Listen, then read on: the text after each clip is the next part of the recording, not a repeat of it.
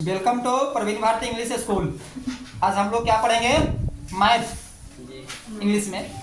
आपका book English में है तो हम क्या करें? क्या खड़ा है? क्या पढ़ता है? If the sum of 5 consecutive numbers is 20, then what will be the sum of the first 3 consecutive numbers? इसका हिंदी क्या होगा कि 5 लगातार संख्याओं का योगफल कितना है? 20। मतलब कहाँ है ध्यान? 20 है ना? 20। यहाँ क्या करें? द फर्स्ट 3 कॉन्स्टिट्यूटिव नंबर, मतलब तो प्रथम 3 लगातार संख्याओं का योगफल कितना होगा?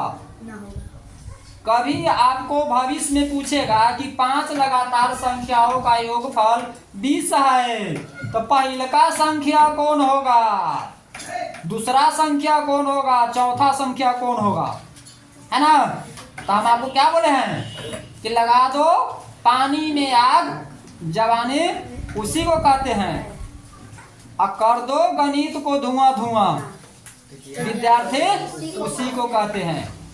इस हिसाब के लिए हम क्या कहें कि दिमाग लगाने की कोई जरूरत नहीं, जो वह कहेगा वही करेंगे, अपना मन से कुछ नहीं करेंगे। क्या कहे? या 20 है। हम लोग आंसर लिखना स्टार्ट करेंगे। बोलो साहब, आंसर लिखेंगे, है ना? जाएगो तय और लाठी बनाएंगे किसका? यादव जी का, अंधता हनुमान जी का गद्दा। कहो के पा रहा है? जयो के जोड़ता है एगो गद्दा, 2 3 4 5, है ना? और टोटल है कितना? 20। इस लाठी से कै गो है? 5 गो। तो इससे इसको पीटेंगे, मतलब इसी से इसको तोड़ेंगे, भाग करेंगे, तोड़ेंगे, मतलब 5 ही कम 5, 5 चौका 20 बराबर कितना आया? 4। 4 को कहाँ रखेंगे? बीच में। बीच में। यहाँ कितना होगा? 5। यहाँ कितना होगा? 6। यहाँ कितना होगा? 3। यहाँ कितना होगा? 2। अब ये हम आपको बोले हैं कि फ्यूचर में पूछेगा कि दूसर का संख्या कौन होगा, तो बोलो अमित कुमार, दूसर का संख्या कौन होगा? दूसरा का संख्या 3। Thank you. विद्या बोलेंगे चौथा संख्या कौन होगा? इसमें चौथा संख्या कौन होगा? 5। Thank you. सब आदमी को समझ में आएगा। श्लोक बोलेंगे छठा संख्या, 5वां संख्या कौन है इसमें? 5वां, हाँ 6। Thank you. लगभग लोगों को समझ में आ गया, है ना? तो बाकी तो सबके समझ में आ गया। जब कमजोर लोगों को समझ में आ गया तो सबको समझ में आ गया। एक हिसाब हमने बना दी, है ना? दूसरा का हिसाब कर रहा है, सेम बात वही है कि 5 लगातार संख्याओं का योगफल कितना है? 40। 40। तो 3 लगातार संख्याओं का योगफल कितना होगा? सेम बात वही रहेगा, है ना? सबके लाठी से दे देना। यहाँ पर दूसरा का आंसर लिखेंगे, आंसर, है ना? क्या को गद्दा? 1 2 3 4 5। टोटल योग कितना है? 40। 40। पीटना कितना से है? 5 से। 5 ही काम 5, 5 चौका 8 पंचे 40। हम बोले 5 चौका 20 तो जी 8 पंचे 40। 8 बराबर कितना आया? कहाँ रखेंगे? 8 यहाँ, 9 यहाँ, 10 यहाँ, 7 यहाँ, 6। तीसरा का संख्या कौन है इसमें? 8।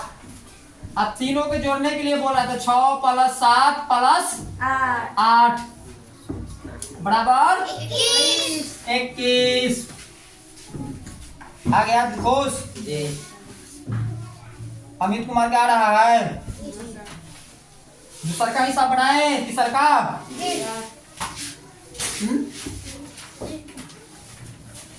तीसरा का देखिए, बोलो सेम बात। आंसर क्या गो गधा बनाएंगे?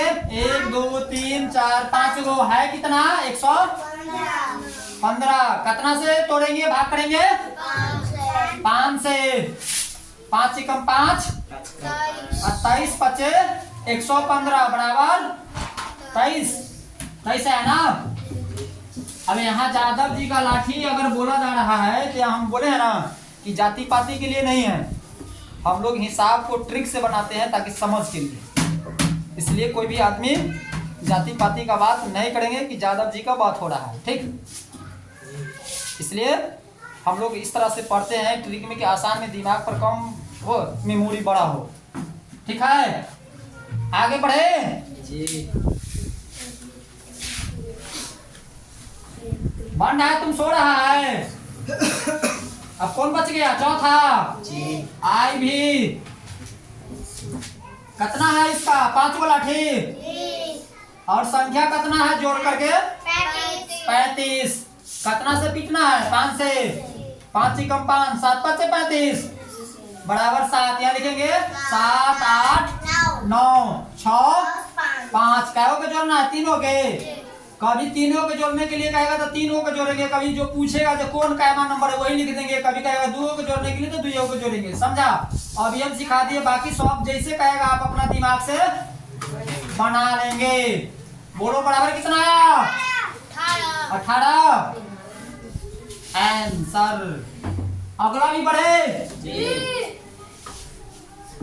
अगला क्या कर रहा है? 5 लगातार संख्याओं का योगफल 65 है।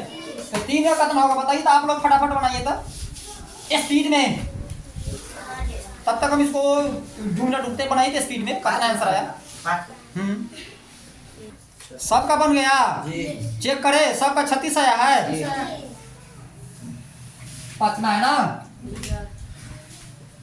ए एन आंसर क्या लिखेंगे? 1 2 3 4 5 बराबर कितना है? 65। कितना से तोड़ते हैं? 5 से। 5 एकम 5 13 5 65 बराबर 13।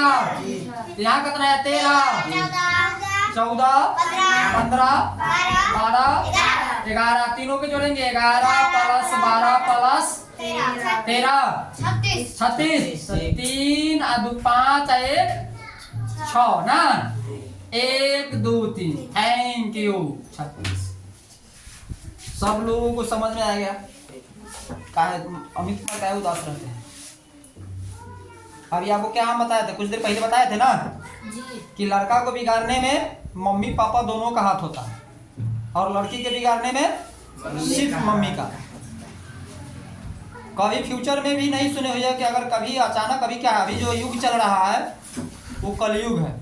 अगर आप अपने अगर कहीं गलती में फंस जाएंगे तो बच्चे को भी गलती में फंसा देंगे, अब बच्चे के सहायक को भी गलती में फंसा देंगे। इस तरह का घटना घटता है कभी कभी, फ्यूचर में सुनने को मिलेगा कि कभी अगर मतलब कोई जो लोग होता है उससे मतलब लोग क्या करते हैं कि अगर ध्यान केयर करके रखते हैं। इस कलयुग में बहुत लोग कहता है कि इस तरह की बात करो, कोई लड़का से बात करो, बहुत ऐसा औरत जो लोभी हो गए। इसलिए हम लोग जो ओरिजिनल चेला होता है उसको कतनों भी थूरेगा तो झूठ नहीं बोलेगा। मर जाएंगे मिट जाएंगे लेकिन झूठ नहीं बोलते। अभी हमने आपको पढ़ाए हैं, क्या बोलते हैं कि जो पढ़ा देंगे वही कहेंगे ये पढ़ाए हैं, नहीं पढ़ाए तो नहीं पढ़ाए। मेहनत करने से नहीं होगा, मेहनत करने से नहीं होगा तो किसको छीन लेने से हो जाएगा धन संपत्ति? किसी को पोल्हा करके अगर छीन लेंगे तो उससे हमारा जीवन खुशी में चलेगा? अरे आप अगर अभी आप लड़का है कलेक्टर बनेंगे, एकदम गरीब का बेटा है, कलेक्टर बनेंगे तो कलेक्टर वाला चाहे अमीर होगा ना, वो सपना देखेगा अपना बेटी से शादी करेंगे। अगर लड़की लोग है वो अगर कलेक्टर बनेंगे तो बड़का कलेक्टर अमीर वाला सोचेंगे कि हम उस परिवार में शादी करेंगे। कि अमीर के फुला पोसला के अकलेल बकलेल से क्या इस तरह से करेंगे तो अमीर बन जाएंगे? कोई गारंटी नहीं है। इसलिए एकदम मान मस्ती से पढ़िए। हम बदलेंगे तो क्या होगा? संसार बदलेगा। लेकिन कुछ लोग जो होता है लोभी होता है, लोभ पापस्य कारणम, है ना? बताया था ना आपको कि जिस नगर में लोभी रहेगा वहां ठग उपास नहीं पड़ेगा। तो हम लोग पढ़ लिख के होशियार बनेंगे तो ठग को दान दे देंगे कि लो दक्षिणा खाओ पियो ऐसा करो, लेकिन ठगाएंगे नहीं। क्योंकि हम लोग पूजा करते हैं, पंडित जी को बुलाते हैं तो देते हैं ना। माली यहाँ आता रोज भगवान की पूजा तो खुद ही करते हैं, अपने यहाँ के फूल माला चढ़ा के देता है उसको देते हैं कि ना। इसलिए पढ़ाई करने के लिए मेहनत करना पड़ेगा। ठग बनने के लिए तो एगो झोड़ा झंडी कुछ टांग लीजिए, चाहे ये करिए, हो गया। लेकिन उसका वैल्यू नहीं है, वो कुछ दिन का मेहमान है। लेकिन अगर आप मास्टर डॉक्टर कलेक्टर बनेंगे, अरे नहीं कुछ बनेंगे, अगर हमारे जैसे अगर पढ़ लिख लेंगे तो कम से कम अपना ट्यूशनों पढ़ा के तो 20 बच्चा को खाएंगे कि रोटी सब्जी दाल कहीं से आओ खाओ खिलाओ।